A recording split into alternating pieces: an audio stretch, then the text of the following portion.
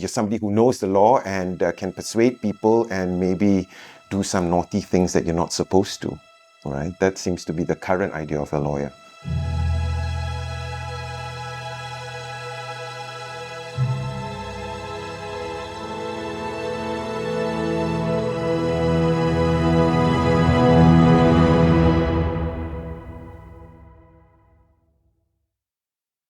Advocacy, to me, is about telling stories for people who can't tell their own stories. When we look at life and we look at society, I think we realize that it's composed of human beings who need to relate to each other.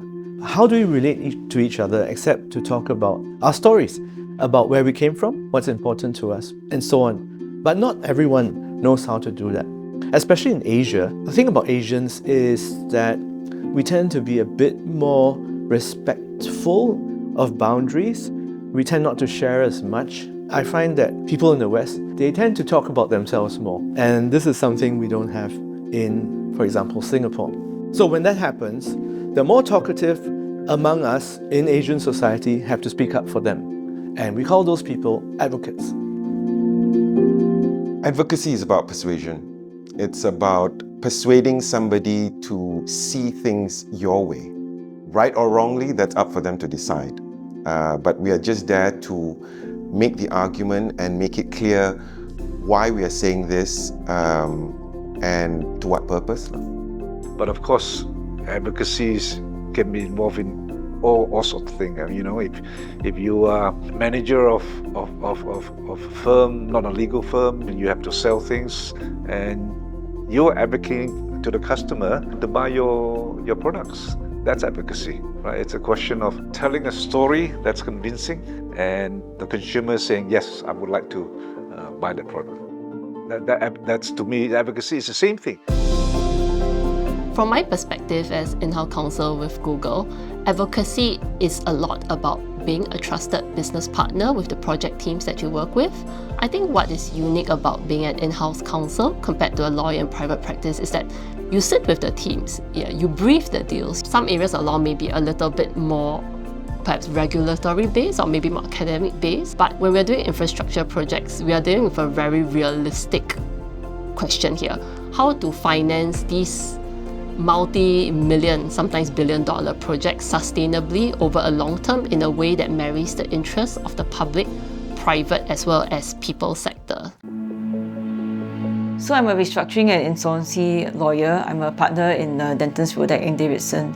So I chose this area of law because it's a fast-moving area of law. There's a lot of grey areas. It gives you a chance to actually break new ground and make new law, which I've done in a couple of cases. Most lay people would assume that advocacy is going to court and arguing, maybe they watch lots of Ally McBeal or various legal dramas. But they don't know that actually building the client's case strategy starts from could be nitty-gritty documents, crafting the correspondence for the client. So it's a lot of background work, which is actually just as satisfying as the court drama, even though it's not easy and it can entail very long hours. But if I could choose all again, I would do this all again. A day in my life as the General Counsel of Valorem. I think every day is different. I would have to say that there are many curveballs that are thrown. There are many legal issues that may crop up in a day. Yeah, I think meetings and more meetings and drafting. And I think I've never looked back and I never regretted embarking on this career. When I came back to law, I realized that we do make a difference because so many people have so many different problems.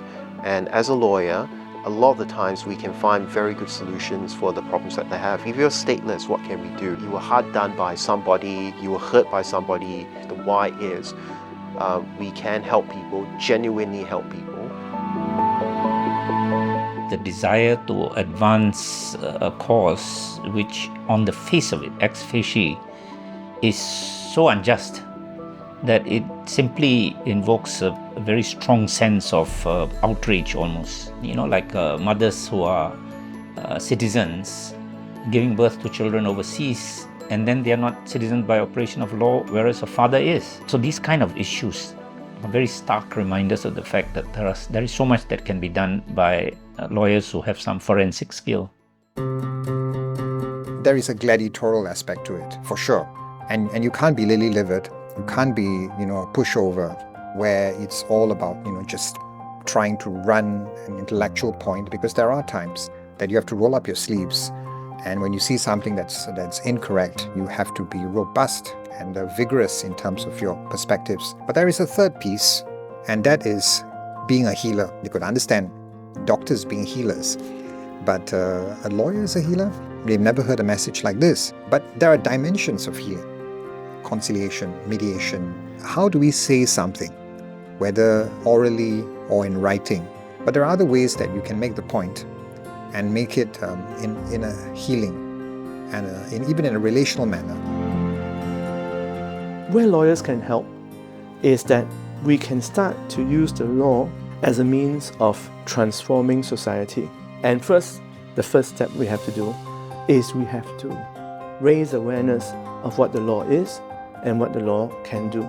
This means that lawyers have to step out of their offices and into the real world to start to influence society.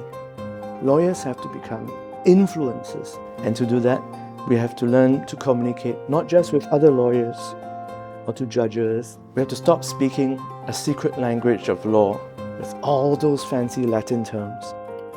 And we have to start talking like normal people. We have to start relating to normal people, persuading them, advocating for them, and in general, being more a part of the big conversation. That's the future of lawyering.